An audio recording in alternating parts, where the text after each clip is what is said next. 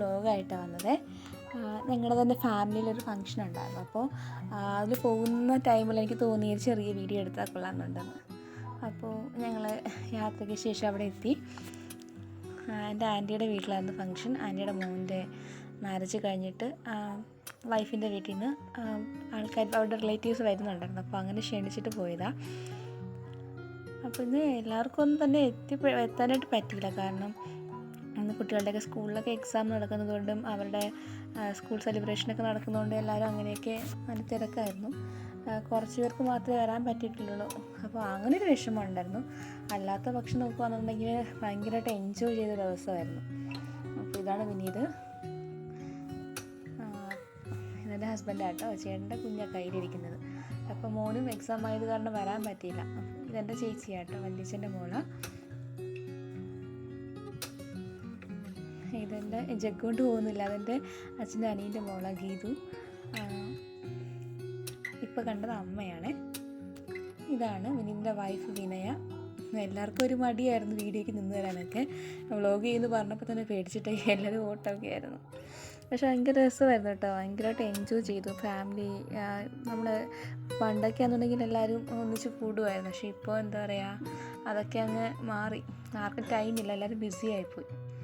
ഞാനിവിടെ എത്തിയപ്പോൾ ഏകദേശം 12 മണിയൊക്കെ കഴിഞ്ഞിട്ടുണ്ടായിരുന്നു. അപ്പോൾ അവരെല്ലാം കുക്കിങ്ങിൻ്റെയൊക്കെ സെക്ഷനൊക്കെ കഴിഞ്ഞിട്ട് ക്ലീനിങ് ചെയ്തുകൊണ്ടിരിക്കുകയായിരുന്നു. അപ്പോൾ അതുകൊണ്ട് തന്നെ ഞാൻ എത്തിയത് ലേറ്റ് ആയത് കാരണം എല്ലാവരും ഇട്ട് കളിയാക്കുമായിരുന്നു, എല്ലാം കഴിഞ്ഞപ്പോൾ പോവാന്നുള്ള രീതിക്ക്.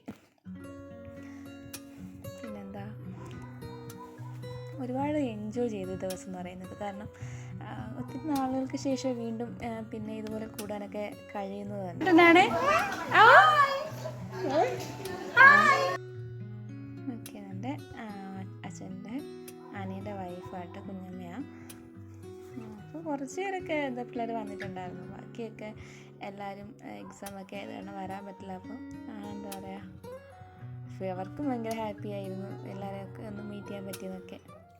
അപ്പോൾ ഈ സമയം വിനയുടെ റിലേറ്റീവ്സൊക്കെ വന്നിട്ടുണ്ടായിരുന്നു.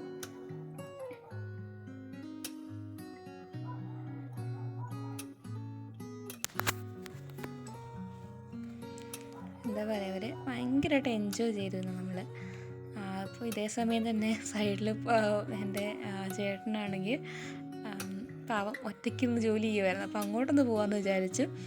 ചിക്കൻ ഫ്രൈ ചെയ്തുകൊണ്ടിരിക്കുമായിരുന്നു. കുറേയൊക്കെ ചെയ്ത് കഴിഞ്ഞു. ലാസ്റ്റത്തെ കുറച്ചുകൂടെ ആയിട്ട് ഫ്രൈ ചെയ്യുന്ന സമയത്താണ് ഞാൻ അവിടെ എത്തിയത്. അപ്പോൾ എല്ലാവരോടും ഞാൻ കാണുമ്പോഴൊക്കെ ഹായ് പറയാൻ പറയും. പക്ഷേ എന്താ എല്ലാവർക്കും മടിയോ, പേടിച്ച് ഓടും, പിന്നെ കൈ കാണിക്കില്ല, അങ്ങനെയൊക്കെയായിരുന്നു.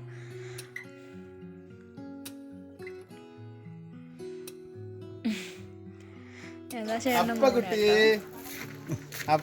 ആരാണ്? ഇത് ഇളയാണ്.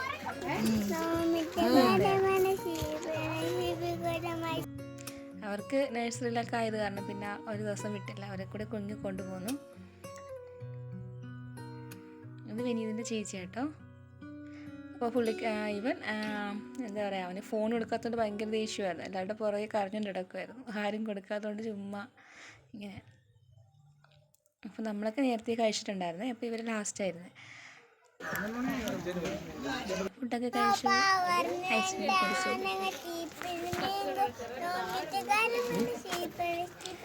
ലാസ്റ്റ് ഞങ്ങൾ കുഞ്ഞൻ സെൽഫിയും കൂടി എടുത്തിട്ടായിരുന്നു അവിടുന്ന് പിരിഞ്ഞത്. കുറച്ച് നേരം കൂടി ഇരുന്നിട്ടുണ്ടായിരുന്നു. പക്ഷേ വീഡിയോ ഇവിടെ വരെ എടുക്കാൻ പറ്റിയിട്ടുള്ളൂ. അപ്പോൾ നിങ്ങൾക്ക് ഈ വീഡിയോ ഇഷ്ടപ്പെട്ടിട്ടുണ്ടെങ്കിൽ ലൈക്ക് ചെയ്യണം, കമൻറ്റ് ചെയ്യണം, ഷെയർ ചെയ്യണം. താങ്ക്